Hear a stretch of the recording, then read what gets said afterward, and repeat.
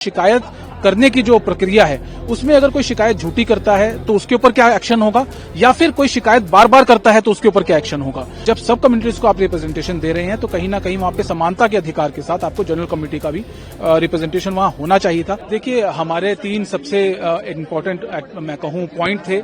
पहला जो 3C section है, उस 3C सेक्शन के अंदर जो कास्ट डिस्क्रिमिनेशन की बात की गई थी, उस कास्ट डिस्क्रिमिनेशन के अंदर जनरल कैटेगरी को एक्सक्लूड कर दिया गया था और सिर्फ 3 कैटेगरी SC, ST और OBCs को रखा गया। इसका मतलब कहीं ना कहीं ये मैसेज देने की बात की जा रही थी लगातार कि जनरल कैटेगरी के लोग जो हैं वो इन 3 जो कम्युनिटीज हैं, कास्ट हैं, इनका सिर्फ एक्सप्लॉइट करते हैं, जो कि हमारे साइड से ये था कि ये गलत है। Constitutionally it can not be possible और आप ऐसा कह नहीं सकते। और कहीं ना कहीं ये मैसेज, गलत मैसेज जो है वो इस 3C की तरफ से जा रहा था, जिसको हमने लेकर आज बहस की थी। और जो हमारे CJI हैं उन्होंने इस बात को माना कि बिल्कुल 3C जो सेक्शन है वो कहीं ना कहीं बहुत बड़े इंप्लीकेशंस यहां दिखा रहा है और चिंता जाहिर की और इसीलिए इसको स्टे भी किया गया।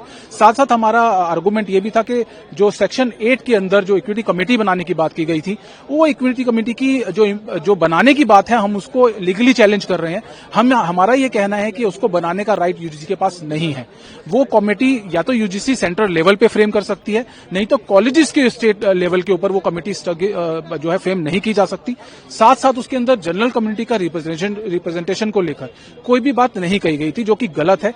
जब सब कम्युनिटीज को आप रिप्रेजेंटेशन दे रहे हैं तो कहीं ना कहीं वहां पे समानता के अधिकार के साथ आपको जनरल कमेटी का भी रिप्रेजेंटेशन वहां होना चाहिए था। इसके साथ आर्गूमेंट एक और था कि जो शिकायत करने की जो प्रक्रिया है उसमें अगर कोई शिकायत झूठी करता है तो उसके ऊपर क्या एक्शन होगा, या फिर कोई शिकायत बार बार करता है तो उसके ऊपर क्या एक्शन होगा।